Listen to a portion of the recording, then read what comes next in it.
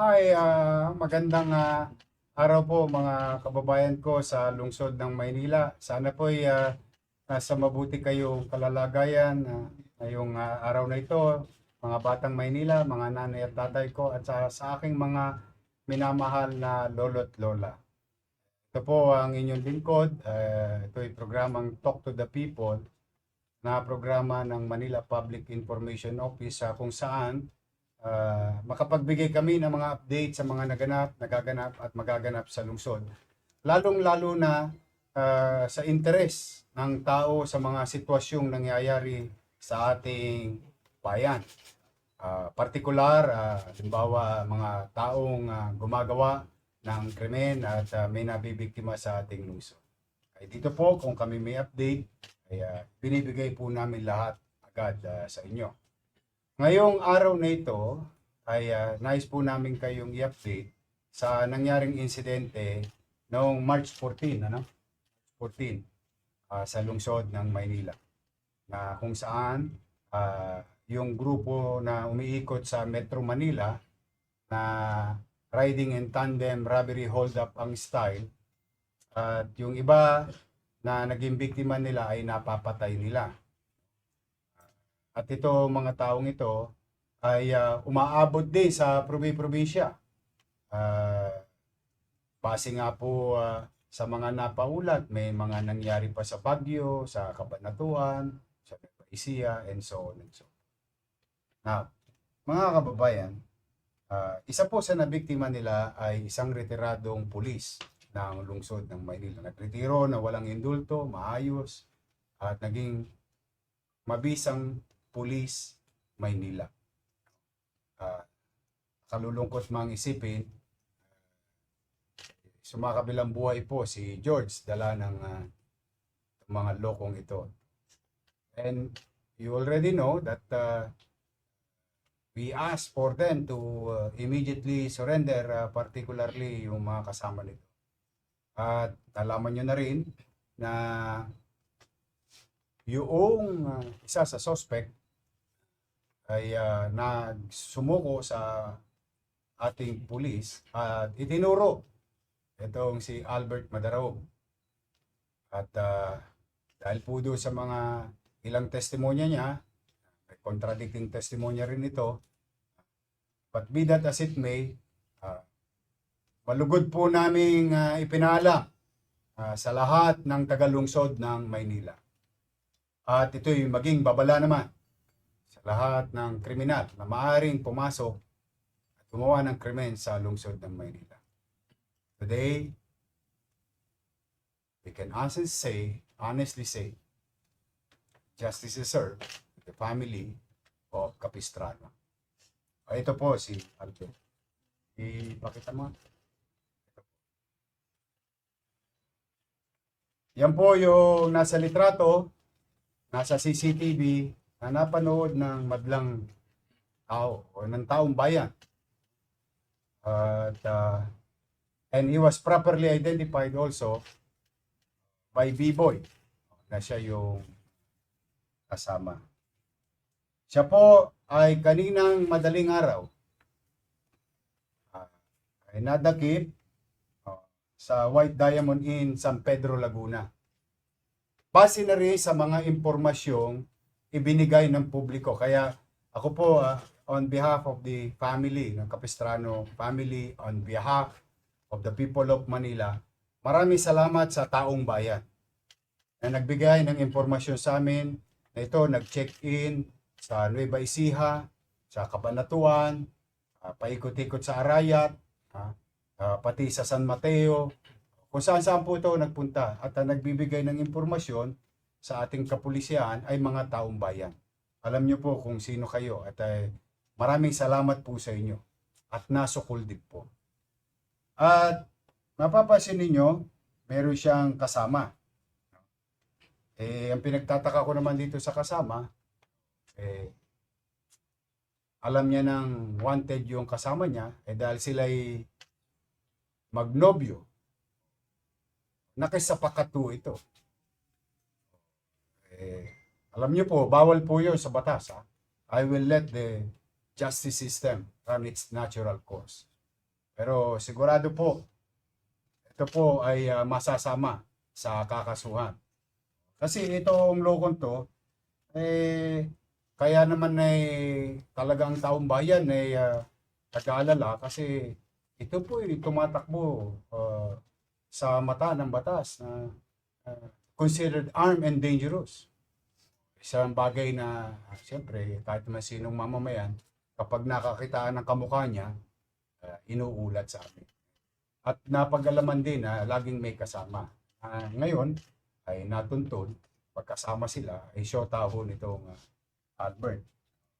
Sila po ay haharap sa husgado sa mata ng batas.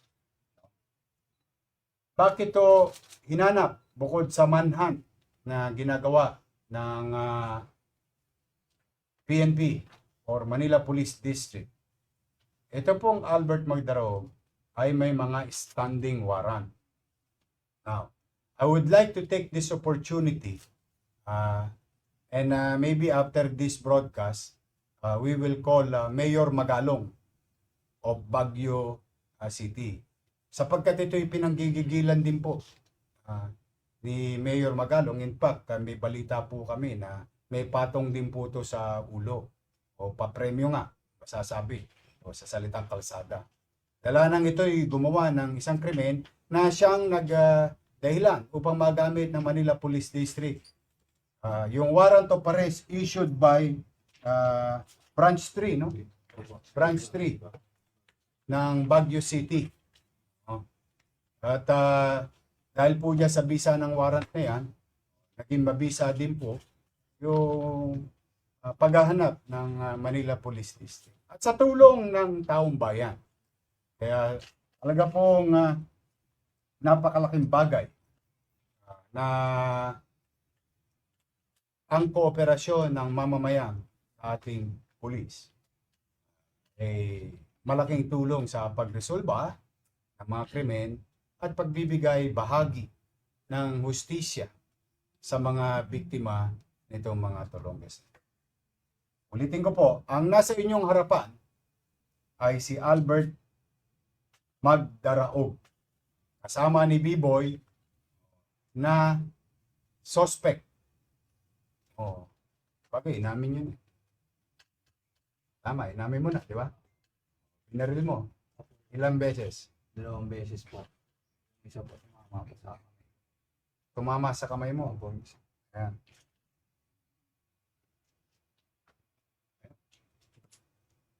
So hindi rin siya suspect. The way I look at it, but there will be a process that it's going to be followed.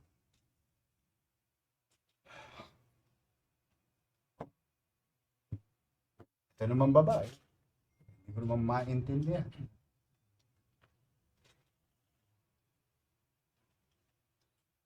O paano ngayon yan?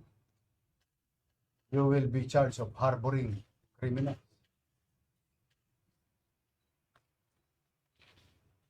Kilala mo ba si George? Ha? Nakita lang po namin na may suot po siya na lakad. Yun talaga ang lakad nyo. Opo, yun. Sinong pinuno ninyo? Si B-Boy po talaga yun. Sabi ni Bibo, ikaw daw Hindi eh. po. Oh. Sabi ni Bibo, ikaw daw ang mastermind. Lakad ko po talaga, safe po talaga lakad. Oh. Tapos nagtago po ako nagkaroon po ako ng warrant sa Baguio. Ayun po, habang nagtatago po ako, malakad na po sila dito eh. Sila rin po yung nag-trending dito eh, dati po. Saan? Naglapan po sa Tondo. Anong panahon yun? Po na nagtatago po ako. Anong panahon yun? 2022 ata yun. 2022. Sila rin yung lumakad. No? Opo. Opo. Bakit kailangan mo barilin? Bakit dinalawahan mo? Kita ko po kasi may bumubunot po. Bumubunot? Opo. Hindi naman nakabunot si George eh. Hawakan niya po yung baril niya, may maliit yung baril po maliit. Sino nagutos sa'yo na putukan mo ulit? Ito, sa'yo po yung pangalawa po, tumama na po sa akin. Sinira niyo buhay ng pamilya.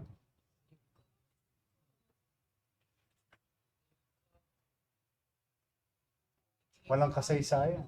Tagal-tagal na naglingkod nun sa Maynila. Buong buhay nun. Para mapangalagaan kayo, kayo rin pala bibiktima sa kanya. Hindi ko po alam na pulis po yun. Ay, talang po na ano, po yun.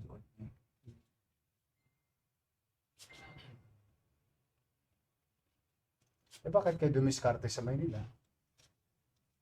Madami daw po kasi dito yun. Madaming ano, may alahas.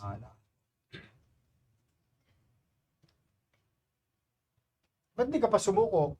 Sumuko na si Biboy. Takot po ako yun. Ba't ka natatakot? Lalalaman mong pulis ang pinatay mo. Ako.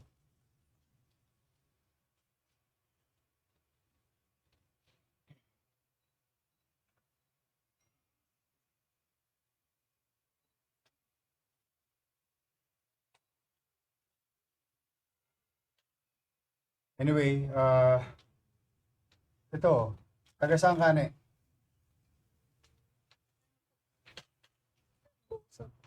Herbosa. Sa Tondo ka rin. Ando na nanay mo.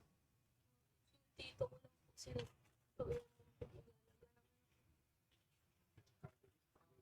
Ha? Sa may alkalde ka?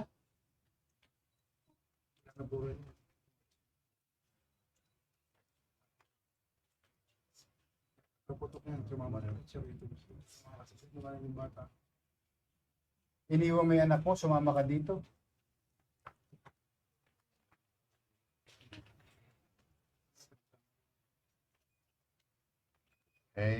Papanagutin niya sa mata ng batas. Sabi ko sana sa mga kabataan, o lalo na sa mga bata, no? Alam nyo, maganda yung kayo'y nai-in-love. Kayo'y kakaroon ng partner sa buhay. Pero kung sa tingin nyo naman, tulad nito, gawin mo, may anak. Tapos iiwanan mo yung anak mo, pipiliin mo, criminal na boyfriend. So anyway, gusto ko lang pong at least mabigyan ng tuldok. After, ano ba ngayon? 20, 10 days. 10. 20 ano ngayon? 24. After 8 days. As we have promised, the people of Manila, kami po ay bilang gobyerno at organisasyong pulis. Maaaring hindi perpekto ang aming organisasyon among ourselves. But we guarantee you, we will not tolerate abuse. At the same manner, pagka ginawa ninyo sa Maynila, yung krimen, talaga pong hahabulin namin kayo, whether the following day, mahuli namin kayo 1 week after, 1 month after, 10 years after, it doesn't matter to us. We'll make you pay and be brought to justice. We are certain about these rules and policy. Now, having said that, bago ko po ibigay ito sa media, dahil punong-puno po ng in fairness po sa ating mga media, talagang nag-aantabay ito mga ito ng balita at update. Ayun. Now, next, kung nanonood kayo, kayong tatlo na basag kotse gang na may huli kayong biniktima sa Maceda Street. Meron na kaming mukha ninyo. Alam namin taga saan kayo.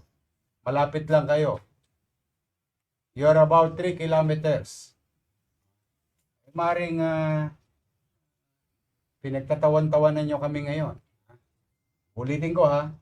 A few weeks ago, may insidente sa Maceda. Basag kotse gang. Nananahimik yung kotse, binasag ninyo, ninakawan ninyo. Taga-Tindalo kayo. Maring hindi kayo umuwi ngayon dyan. Ulitin ko ha.